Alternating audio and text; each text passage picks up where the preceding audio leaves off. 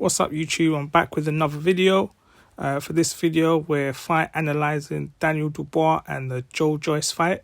So like, subscribe and comment, and let's go. Daniel Dubois versus Joe Joyce was a really good fight. High suspense value. Really good fight that I would have really imagined would have been quite enjoyable going to the fight live to watch.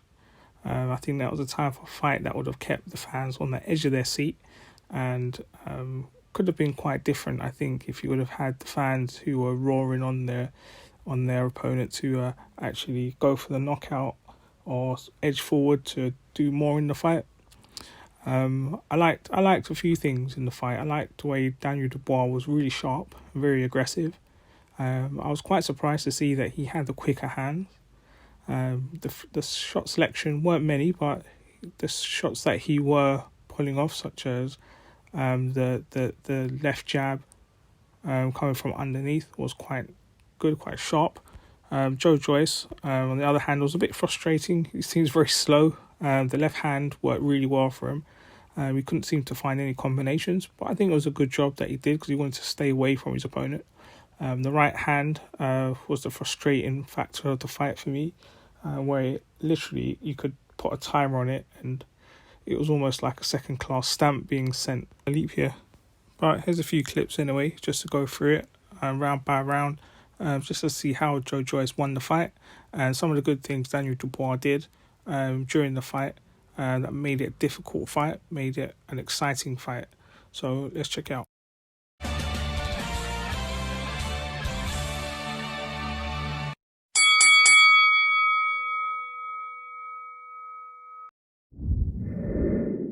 So the first round, Joe Joyce started on the front foot and made good use of the jab, which established great footwork and head movement.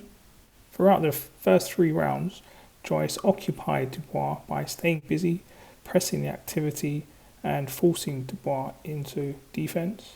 As you can see, throughout the rounds, Dubois failed to keep his left hand defense in place and utilize head movement.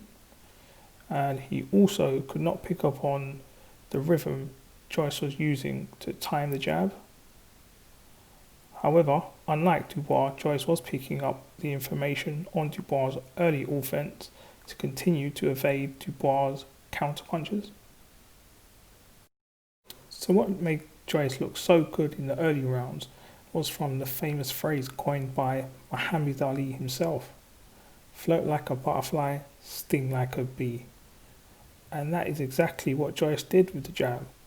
So from this part of the clip, you can now see Dubois now starting to feel the effects of the jabs and the onslaught by pivoting. So by the 4th round, Dubois realizes the knockout strategy is not working and starts boxing by moving his feet, which helped tie the game up. Dubois then showed he is much quicker than Joe Joyce, by then starts losing energy in the later rounds. You can see that Dubois has really been able to show that he is a lot quicker by moving his feet, by taking short steps back and then coming in over the top with right hands.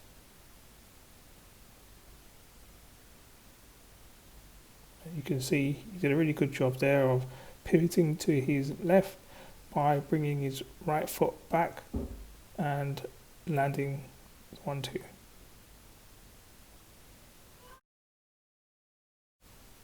So in the 5th round, Dubois continued to box beautifully. You can see he evades the jab by pivoting and moving his head beautifully, but he then sort of fails to work out how to then counter punch.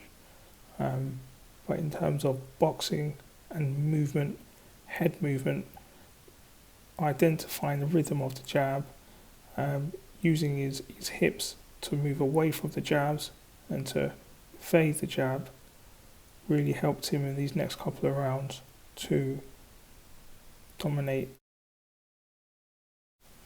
Now, I think there are 2 reasons why Dubois lost the fight. One, by consuming too much punishment before making the adjustments earlier in the fight, and 2 was his coaches. With Dubois' inexperience, he really needed to be guided where it was clear Dubois was getting much better success by boxing Joyce and by being more patient in finding a knockout. But Dubois' corner didn't offer any technical advice, which I think led him to quit, led him to feel alone, and led him to be without any answers. That was a good round. I want another round like that. Got it? Yeah? Yeah. Come on. Take time. Breathe. Now you're going to get it. So, after listening to his coaches, Dubois then goes out in the next round, flat-footed, not really thinking or knowing exactly what the game plan is. And you can see he gets fainted a few times with the left hand, knowing Joyce has thrown the left hand many times before, and unfortunately he gets hit with a very rare right hand. And at this point you can see in Dubois' face that plan A isn't working and he's going to have to dig deep. Got it? Breathe. Got it? Nice breathing, come on. That was the best hand you did. Come on. Can you do that? Right. Right, now I'm going to ask you again. Keep your composure and bend. When you go in the walls in, don't go fucking tall like silly bollocks. You short. Right. Got it? Right. Come on, stay with me here. Got this? Once again, if there's any got your composure? language in the corner, our apologies good. for Come on, that. show We me have to make got that it? apology. Come on. Right. Cheers, on. So, I said there was two reasons why he lost the fight, but there is a third reason that I can see.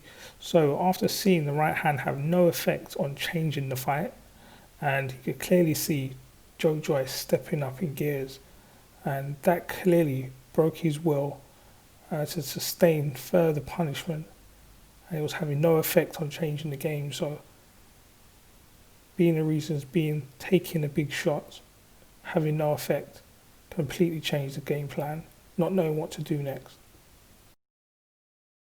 So in comes the last round, and you can see Joe Joyce steps in with the left jab, like Terence Crawford did with Kell Brook, puts all his weight behind it on his front foot, and then steps away on his back foot.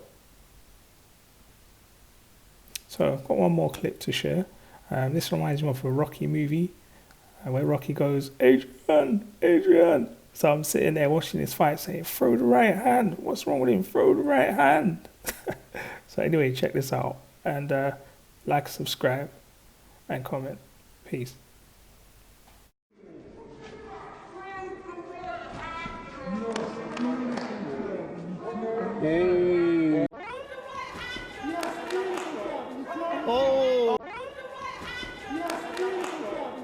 Oh.